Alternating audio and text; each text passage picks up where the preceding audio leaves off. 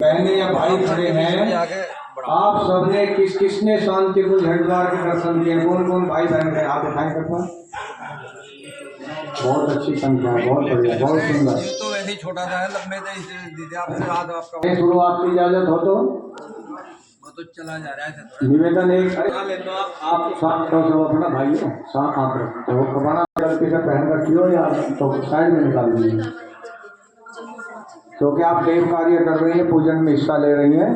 बहुत ही ये पुण्य कार्य है, ये परम सौभाग्य मिला है आप बहनों को कि ऐसे देव कार्य में आपको ये भाग। बच्चे परेशान हो जाए, खाली हाथ खड़ा नहीं नीचे जाता कोई बात। बोले भारत माता की। हम गायत्री मंत्र का भाव सुने सबसे पहले।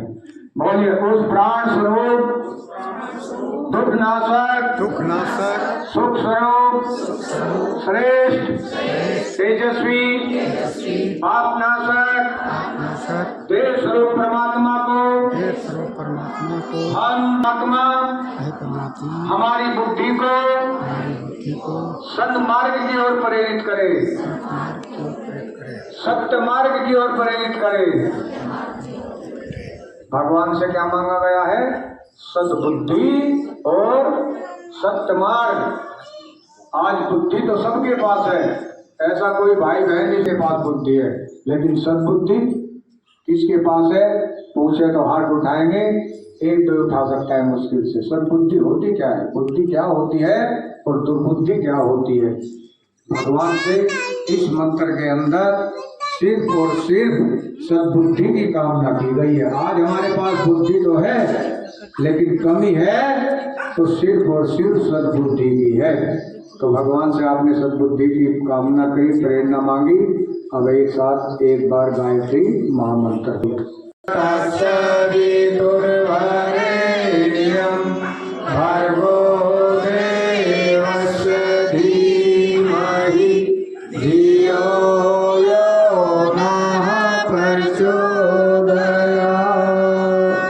इसके पश्चात हम गुरु का आह्वान करेंगे। गुरु कौन होता है? गुरु वह होता है जो हमको शिक्षा का कार्य सिखाते हैं, शिक्षा देते हैं, उसको क्या कहते हैं? गुरु कहते हैं। और गुरु वह भी होता है सिखाई, जो भी कुछ सिखा देता है उसको भी गुरु कहते हैं। लेकिन सदगुरु कौन होते हैं? सदगुरु होते वह हैं, सदगुरु कोई व्यक्ति नहीं, वो चेतना का नाम है। सदगुरु जो हमारे जीवन में आने के पश्चात हमारी दशा और दिशा दोनों बदल जाती है। सदगुरु की महिमा हमारे वेदों में, हमारे शास्त्रों में बहुत उच्च कोटि की गाई गई है। सदगुरु को भगवान के तुल्य स्थान दिया गया है। क्या कहा गया है गुरु को? सदगुरु को गुरुर ब्रह्मा गुरुर विष्णु। तो और बड़ी बात कही है, क्या कहा है कि यह तन विष की बेलरी, गुरु अमृत की खान, और शीश दिए जो सदगुरु मिले तो भी सस्ता जान। ये महिमा है सदगुरु की। लेकिन गुरु तो आज इस दुनिया में पग पग पर चले जाइए, गांव गांव चले जाइए, गली गली मोहल्ले चले जाइए, शहर शहर चले जाइए, पग पग पर आपको गुरु मिल जाएंगे। लेकिन बड़े भाग्य से व्यक्ति के जीवन में सदगुरु मिल पाते हैं। सदगुरु ना मिलने के कारण हम जीवन भर सदगुरु की तलाश में लगे रहते हैं, लेकिन सदगुरु नहीं मिल पाते। एक संत ने तो, एक कबीरदास जी ने तो बहुत पहले लिखा था गुरु के बारे में कि गुरु गोविंद आओ खड़े काके लागू पाए, बलिहारी गुरु आपनो गोविंद जो बताए। गुरु भगवान सामने से आते हुए मिल जाए तो पहले किसको नमन करना चाहिए? गुरु को नमन करना चाहिए कि गुरु के माध्यम से हमको ज्ञान मिलता है, गुरु के माध्यम से हमको भगवान की प्राप्ति होती है, और गुरु के माध्यम से हमको जीवन मुक्ति मिलती है। ये है गुरु की महिमा। गुरु का नमन करेंगे। इसका जो भी कोई गुरु आप शांति उन गई होगी, फिर तो आपने गुरु धारण किया होगा। वेद मूर्ति तपोनिष पंडित राम शर्माचार्य जी जो आपको आशीर्वाद के रूप में चित्र के दिखाई दे रहे हैं, जो पूरे देश और दुनिया पूरे विश्व के उनका नमन करें, मंथन करें। ओम अखंड मंडलाकारं व्याप्तं येन चराचरं तत्पदं दर्शितं येन तस्मै श्री गुरुवे नमः। हरने को के लिए समर्पित जिनका जीवन सारा उन सद्गुरु श्री राम चरण में नर्म प्रणाम हमारा। या देवी सर्वभूतेषु शक्ति रूपेण संस्थिता नमस्तस्यै नमस्तस्यै नमस्तस्यै नमो नमः। परम पूज्य गुरुदेव परमंदीय माता जी के सूक्ष्म संरक्षण में इस ग्राम के निवासियों, आत्मीय भाइयों, देवी सुखा माताओं, बहनों, आज आप सबके गांव में ये ज्योति कलश रथ यात्रा पहुंची है, आपके निवास स्थान पर पहुंची हैं। आप सबसे बड़े सौभाग्यशाली।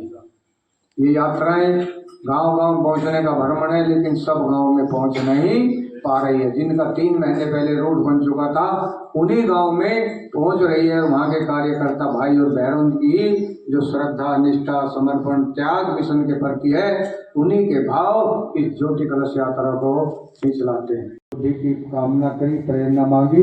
अब एक साथ एक बार गायत्री महामंत्र बोलिए।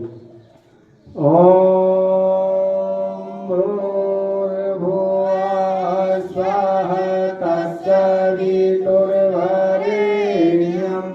भर्गो देवस्य धीमहि धियो यो नः प्रचोदयात्। माता की, गौ माता की, सत्य सनातन धर्म की, भारतीय संस्कृति की, गौ माता की, दुर्गे मैया की, परम पूज्य गुरुदेव की, परम वंदनीय माता जी की, युवती शांति कुंज हरिद्वार की, जन्मभूमि आवल खेड़ा की। सीधी कमर करके खड़े होंगे। गायत्री मंत्र, महामंत्र, गुरु मंत्र, अनादि मंत्र का हम सहस्वर उच्चारण करें। उससे पूर्व हम भाइयों से, जो यहाँ की बहनें हैं, भाई हैं, एक बार जानकारी करना चाहेंगे कि आप भाइयों में से कौन कौन भाई बहन शांति में जो है यहाँ कर हाथ उठाए। बहनें कम गई हैं, कोई बात नहीं, नीचे गए। गायत्री मंत्र किस किस पर आता है वो भी हाथ उठाएं। सब पे आवे। बहुत सुंदर बात, चलो आसान हो गया काम।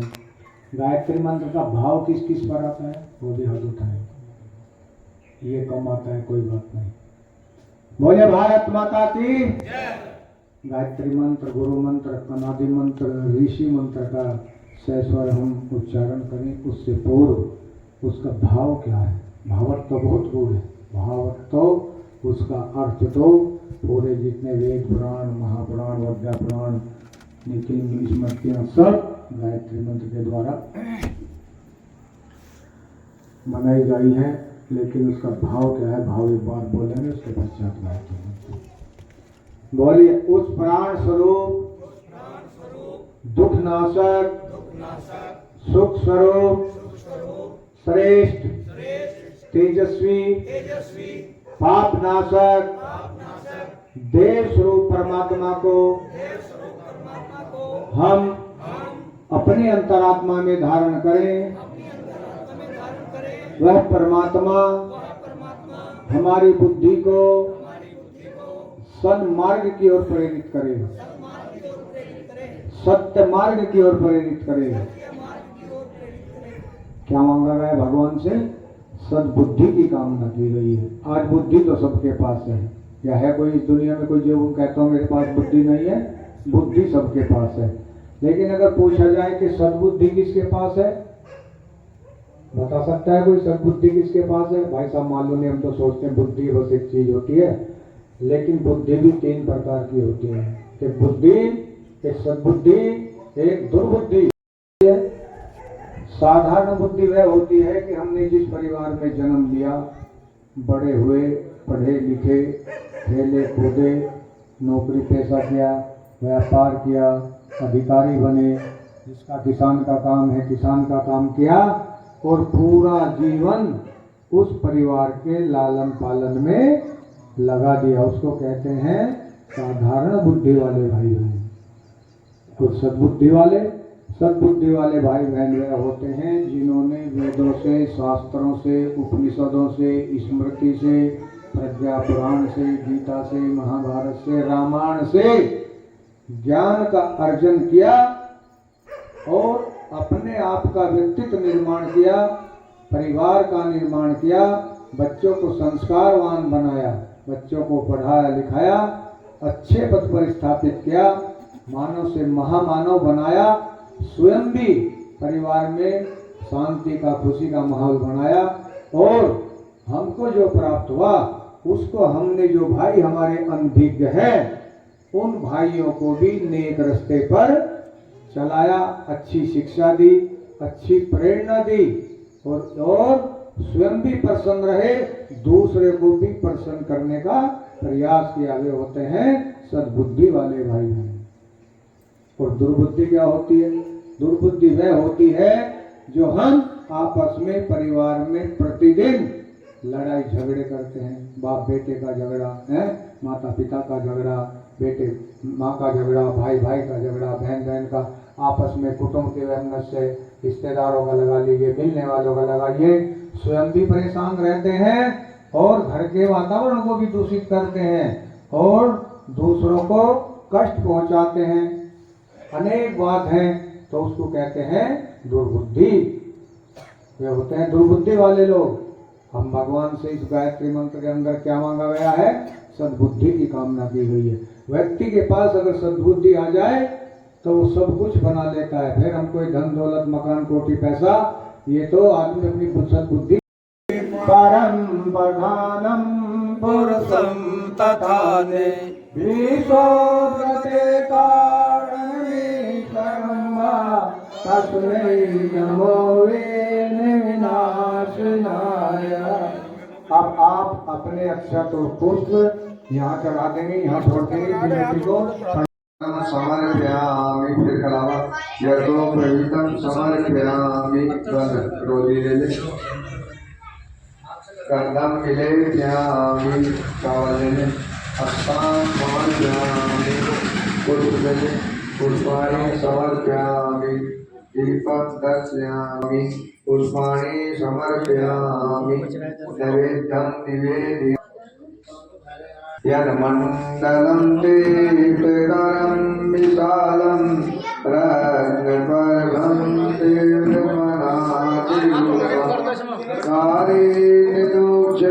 कारणं च पुनातु मां सवितुर्वरेण्यं सुप्रज्योतिषे पुण्यादिरूपं ब्रह्माण्डव्यापी आलोककर्ता दारिद्र्य दुख से मुक्त कर दो, पावन बना दो हे देव सरिता, पावन बना दो हे देव सरिता।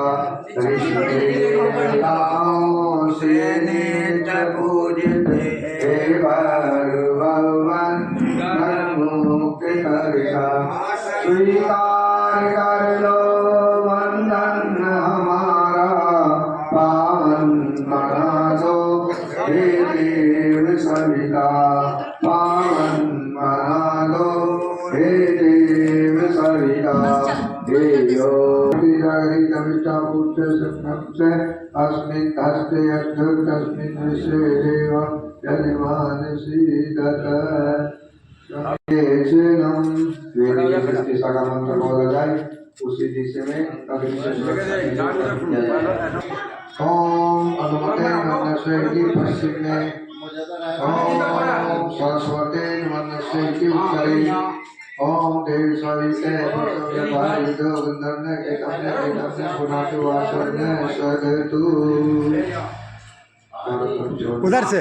उधर से ऐसे चारों तरफ को घुमा दे एक बार। ओम सोमाय स्वाहा, इदं सोमाय इदं नाम, ओम वै स्वाहा, इदं अग्ने इदं नाम, ओम वै स्वाहा, इदं वायवे इदं नाम, ओम स्वै स्वाहा, इदं सूर्याय इदं नाम। बस बस बस। अब आपको क्या करना, आप थोड़ी सी घी डालो जाइए और गायत्री मंत्र आहुति। जिनका हाथ आराम से आ जाए वही बैठे, ताकि दूसरी पारी में सभी आ जाएंगे। ठीक है, अनामी को आहूत कर देना, घी डाल देना, गोला डाल देना, सुपारी डाल देना, ये नहीं है। यज्ञ कहते हैं सत्कर्म को, यज्ञो वही श्रेष्ठ कर्मा, इस दुनिया का सबसे ज्यादा शुभ और श्रेष्ठ कार्य यज्ञ है। जितने भी संस्कार हमारे जन्म से लेकर मृत्यु तक होते हैं वो सब यज्ञ के माध्यम से होते हैं। और यज्ञ तप को कहते हैं, जो कहते हैं क्या, तप साधना तपस्या को यज्ञ कहते हैं। सबसे बड़ा फूल है त्याग का। एक बार की बात है, अग्नि इसको सबको ग्रहण करती है और पूरे वातावरण में फैला देती है। एक बार की बात है कि एक ऋषि जंगल में रहते थे झोपड़ी बनाकर। वो बेचारे क्या करते थे, उस झोपड़ी के अंदर मात्र इतनी जगह थी जिसमें वो अकेला सो सकता था। रात्रि में तूफान आया, बरसात आई, एक मुसाफिर चलते हुए आ गया। उसने कहा भाई साहब मेरी जान को खतरा है, क्या आप मुझे भी अंदर ले सकते हैं? उसने क्या कहा कि इसमें लेटने की तो एक ही जगह है और हम दोनों आकर बैठ सकते हैं। उन्होंने आइए आप भी आ जाइए, उसकी जान बचाए। जब आराम कर रहे थे तो इतनी देर में एक मुसाफिर और आ जाता है। 1 घंटे के बाद उसने कहा मेरी भी जान को खतरा है, क्या आप मुझे अंदर ले सकते हैं? उन्होंने कहा लेटने की एक ही जगह है और बैठने की 2 की है, आइए हम सब तीनों खड़े होकर रात काट लेंगे। इसको कहते हैं असली यज्ञ। ये आहूत कर देना, घी लगा देना, ये यज्ञ नहीं है। इसलिए हम यज्ञ से एक ही प्रेरणा ले कि हम औरों के लिए जिए। ऋषियों ने कहा भी है कि औरों के हित जो जीता है, औरों के हित जो। के पश्चात हम गुरु का आह्वान करेंगे। गुरु कौन होता है?